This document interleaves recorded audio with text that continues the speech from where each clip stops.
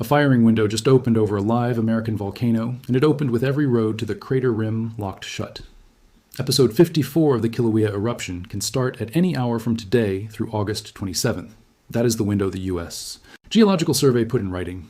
It would be the 54th separate burst of lava out of the same crater since December 23rd of 2024, and fountains in this eruption have already cleared 1,000 feet. A style of episodic fountaining Kilauea has not run since the 1980s. When those vents switch on, they do not just throw lava. They throw glass, volcanic ash, pumice, scoria, reticulite, and Pelly's hair, strands of volcanic glass thin enough to ride the wind more than 10 miles from the vent and sharp enough to splinter into skin. For 53 episodes, the routine held. Hawaii Volcanoes National Park opened its overlooks, the gas monitors ran, and the cameras stayed up. But now the park is shut, without power, without internet, without phone service, and its air quality monitoring system is down. Two things are coming later in this. The single number the observatory uses as a clock, and why that clock has been unreliable all month, and the second storm in 9 days, arriving inside the same window. But first, the immediate situation. In its August 24th update, the USGS Hawaiian Volcano Observatory reported about 7 microradians of inflationary tilt recovered since episode 53 ended, against roughly 14 microradians the summit lost while that episode was erupting. That is the whole forecast, compressed into one measurement. The alert level sits at advisory. The aviation color code sits at yellow. Neither will move until the vents themselves move. Here is what the window is built on. Episode 53 began around 3:45 in the afternoon, Hawaii time, on August 12th. It ended at 1:23 the next morning after 9. 6 hours of continuous lava fountaining. The north vent threw fountains to roughly 500 feet. The plume that came off them reached about 18,000 feet above sea level, high enough to matter to aircraft. The summit tilt meter at Wekahuna recorded 14, 0 microradians of deflation across that episode. The instrument at SMC recorded 19. 1. Then the ground stopped falling and started rising again, and the countdown restarted. The south vent stayed dark through all of it. It never fountained. And something else happened during episode 53 that the observatory is now watching more closely than the north vent. A new west vent opened.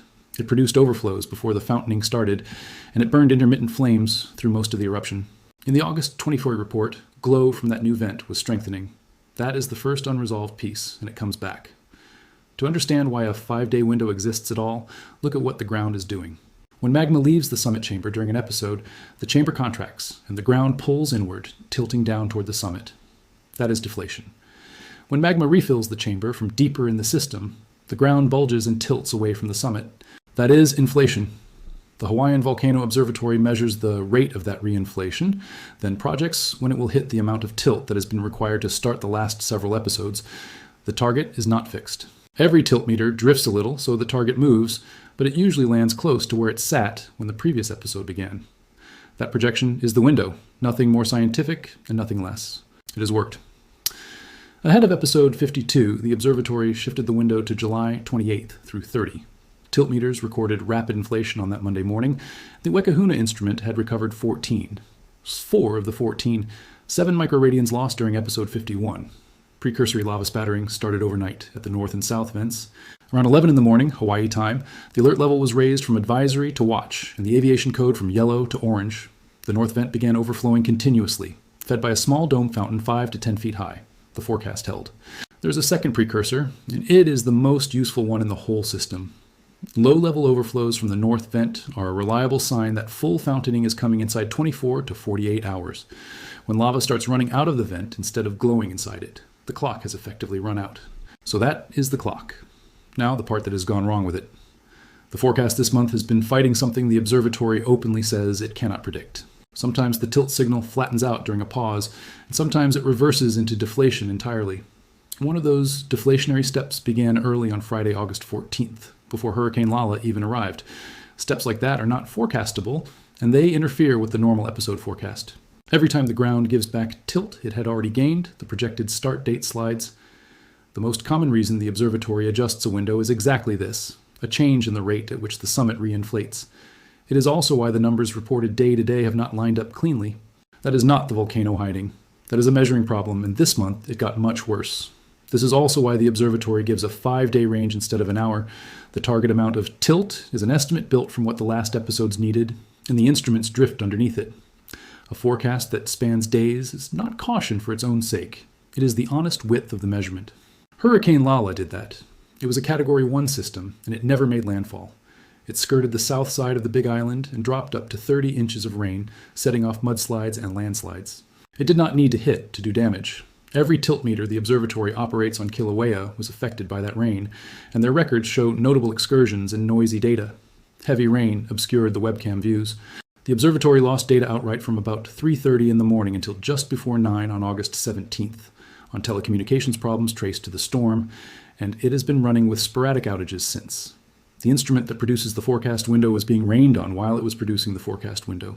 The damage did not stop at the instruments. Most of Hawaii Volcanoes National Park was closed and left without power, internet, or phone service. Emergency services inside the park are limited.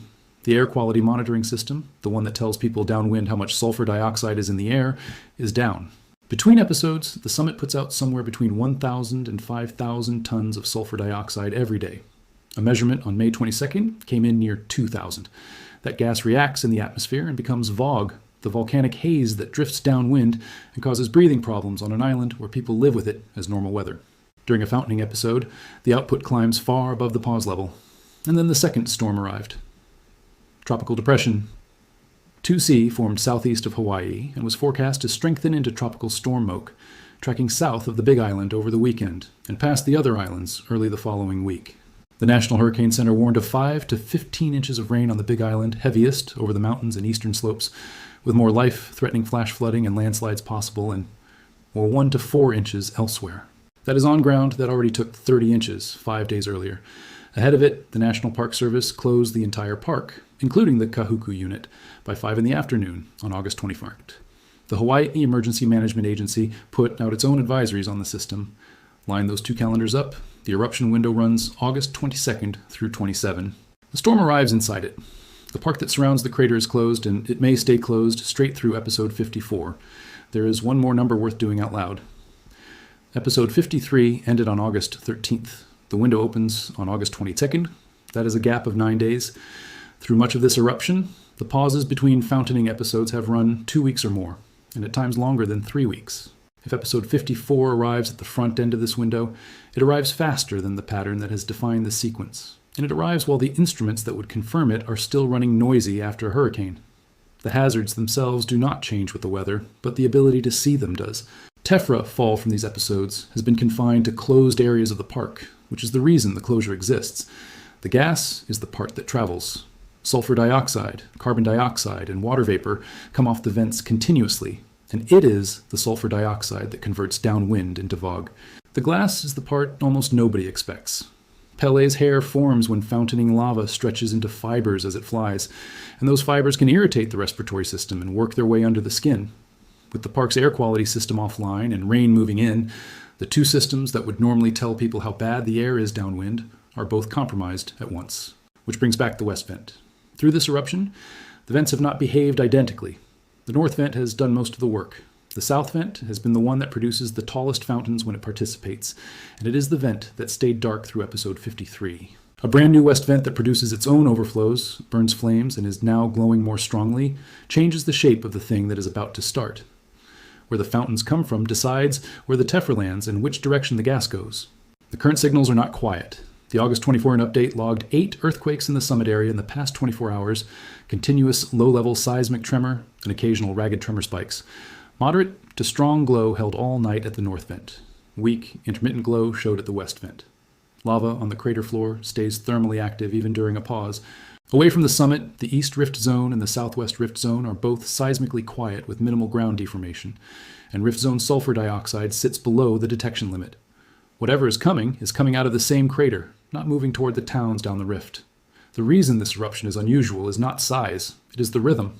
Kilauea has been erupting in short, violent bursts, separated by pauses of 2 weeks or more, each episode generally under 12 hours, with peak fountaining usually 1 to 2 hours after onset, typically 500 to 1,000 feet, and plumes running 10,000 to 20,000 feet above sea level. The last time Kilauea ran a sequence like this was the episodic fountaining of 1983 through 1986, at the start of the Pu'u eruption, which then continued in one form or another for 35 years. Episode 35, back in October, produced the highest fountains of this eruption, with the north vent alone reaching about 1,100 feet. That is the ceiling this system has already demonstrated. What forecasters are saying now is a window, not a promise. The USGS language is deliberate. An episode is likely in that range. Ken Hahn leads the Hawaiian Volcano Observatory as scientist in charge, and the observatory continues to coordinate with Hawaii Volcanoes National Park and Hawaii County Civil Defense. 3 live stream cameras remain on the USGS YouTube channel, which for the moment may be the only place the next episode is seen at all. As of right now, Kilauea is not erupting. The summit eruption in Halemaumau is paused. The alert level is advisory, the aviation color code is yellow, and the window is open. The observatory is watching for the one signal that ends the guessing, lava spilling out of the north vent, because when that starts, full fountaining has historically followed within 24 to 48 hours. And this time, the park gates, the gas monitors, and the weather are all working against the people who have to call it. Subscribe for the real numbers on the next one.